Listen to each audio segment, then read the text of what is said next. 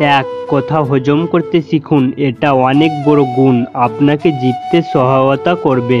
কথা না বাড়িয়ে নীরবে কাজ করে যান। আপনার কাজই আপনার হয়ে কথা বলবে। মন খারাপের কারণ অতীত আর টেনশন, এর কারণ ভবিষ্যৎ। তার চেয়ে বরং বর্তমানকে উপভোগ করুন, আনন্দে বাঁচুন। 2, ঠেকতে ঠেকতে সোজা সরল ভালো মানুষটিও বুঝে যায় কে তাকে সত্যিকারের ভালোবাসে আর কে তাকে নিজ স্বার্থে ব্যবহার করে। আপনার সামনে যিনি আপনার প্রশংসা আর অন্যের সমালোচনা করেন, একটু পরেই তিনি অন্যের কাছে আপনাকে নিয়ে একই কাজ করবেন।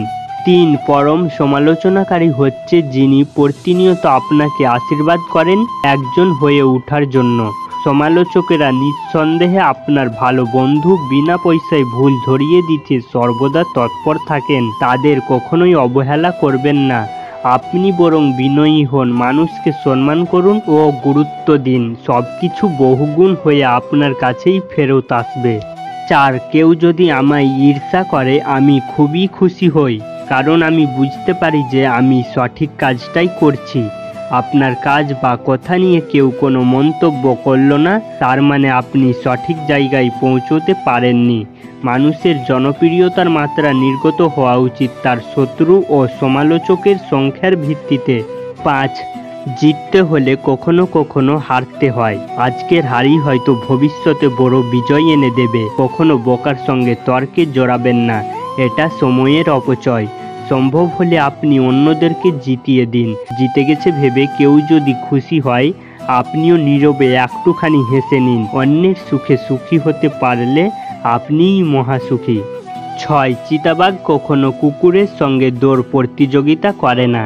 আপনি যে চিতাবাঘ তা বোঝানোর জন্য শুধু সঠিক সময়ের অপেক্ষায় থাকুন। হয়তো অনেক কিছু পারেন, তবে দরকার নেই তা বলে বেড়ানোর। নীরবে কাজ করে যান, যার প্রয়োজন তিনি আপনাকে ঠিকই খুঁজে নেবেন।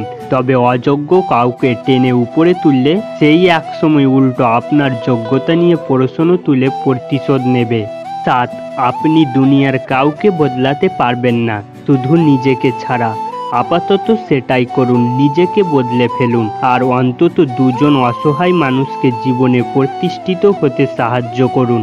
সবাই এই নীতিতে বিশ্বাসী হয়ে কাজ করলে চারপাশের দুনিয়া এমনিতেই বদলে যাবে। 8, আপনার চিন্তা ভাবনার ওপরে যারা আস্থা রাখতে পারে না তাদেরকে খুব বেশি গুরুত্ব দেওয়ার দরকার নেই। নিজের প্রতি বিশ্বাস রাখুন, এটাই আপনাকে সবার মাঝে বিশ্বাসী ও আস্থাভাজন করে তুলবে। সেরেফ সময়ের অপেক্ষা। 9, জীবনের পরীক্ষায় অনেকেই হেরে যান কারণ তারা অন্যকে কপি করার চেষ্টা করেন, কিন্তু তাদের আসলে জানা নেই প্রত্যেকের প্রশ্নপত্রটাই আলাদা। কোথায় জন্মেছেন সেটা আপনার নিয়তি, কোথায় পৌঁছবেন সেটা আপনার কর্মফল। 10, আজকে থেকে ঠিক 999 দিন পরে আপনার অবস্থান কোথায় হবে সব কিছুই নির্ভর করছে এখন কাদের সঙ্গে মিশছেন আর কি বই পড়ছেন তার ওপর। 11, কোনো কথা শোনা মাত্রই যাচাই না করে বিশ্বাস করবেন না, কেননা মিথ্যা কথা সবসময়ই সত্যের চাইতেও তীব্রতর। প্রমাণের ঝামেলা নেই বলে মিথ্যা কথা ও গুজব দ্বিগুণ গতিতে ছোটে, কিন্তু সত্যটা প্রমাণ করতে যথেষ্ট সময়ক্ষেপণ ও বেগ পেতে হয়।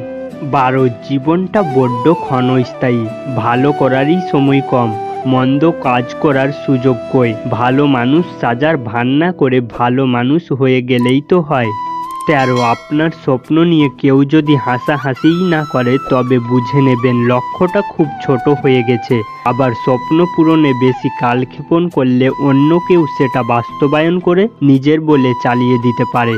তবে যে স্বপ্ন বাস্তবায়নের শুরুতেই অন্যের সহযোগিতা নিতে হয়, অর্থাৎ নিজে এগিয়ে নিতে পারেন না, সেই স্বপ্ন দেখবেন না। 14, কেউ ইতিহাস গড়েন, বাকিরা সেই ইতিহাস পড়ে পরীক্ষায় পাস করেন। বিখ্যাত মানুষের সঙ্গে সেলফি তুলে পোস্ট না দিয়ে এমন কাজ করুন যাতে অন্যরা আপনার সঙ্গে ছবি তুলে সামাজিক গণমাধ্যমে পোস্ট করে। 15, মানুষ মাটি দিয়ে তৈরি, মাটিজাত খাবার খেয়ে বাঁচে, মৃত্যুর পরে আবার মাটিতেই মিশে যাবে। তার কি অহংকার ও রাগ করা সাজে? মানুষের গ্রহণযোগ্যতা কখনো ফেসবুকে লাইকের সংখ্যা দিয়ে যাচাই করা যায় না। মৃত্যুর পর উনার জানাজায় কজন হাজির হলেন সেটাও দেখার বিষয়। 16, সুস্থ দেহ প্লাস প্রশান্ত মন, উপভোগ জীবন। শরীরের সুস্থতার জন্য চাই পরিমিত খাদ্যাভ্যাস, আর মনের প্রশান্তির জন্য চাই রুচিশীল পাঠ্যাভ্যাস। 17, জ্ঞানীরা বলেন কেননা তাদের কাছে বলার মতো কিছু কথা আছে, আর মূর্খরা বলেন কেননা তাদেরও কিছু বলতে ইচ্ছে করে। কাউকে তুচ্ছ তাচ্ছিল্য করার আগে অন্তত তার সমান যোগ্যতা অর্জন করে নিতে হয়। 18, যে কাজের জন্য বিবেক প্রশ্নবিদ্ধ করে সে কাজ থেকে বিরত থাকাই শ্রেয়। যা কিছু পেয়েছেন তার জন্য শুকরিয়া আদায় করুন, ধৈর্য ধারণ করুন, ভবিষ্যতে আরও ভালো দিন আসবে।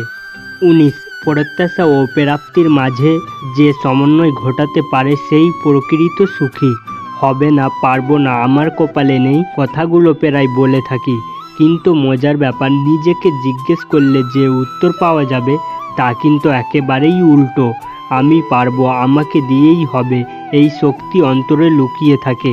জীবন যুদ্ধে শক্ত হাতে হাল ধরতে পারাই সবচেয়ে বড় চ্যালেঞ্জ। নেতিবাচক ভাবনার টানুন ইতি, বেড়ে যাবে জীবনের গতি। 20, মস্তিষ্ক কখনো অলস সময় কাটাতে পারে না, সবসময় কিছু না কিছু চিন্তা করবে। মজার ব্যাপার হলো আপনি যখনই আগের চিন্তা ডাউনলোড করে ফেলবেন, অর্থাৎ কাগজ কলম নিয়ে লিখে ফেলবেন এবং কাজে প্রয়োগ করবেন, মস্তিষ্ক কেবলমাত্র তখনই নতুন কিছু ভাববার সুযোগ পায়, নচেত আগের চিন্তাটাই মাথার মধ্যে ঘুরপাক খেতে থাকে। কোনো একটা চিন্তা কাজে পরিণত না করে মাথায় নিয়ে বসে থাকলে নতুন চিন্তা মাথায় আসে না, অর্থাৎ ঢোকার জায়গা পায় না, কোনো পরিকল্পনাই গ্রহণযোগ্য নয় যতক্ষণ না সেটি বাস্তবায়িত হচ্ছে।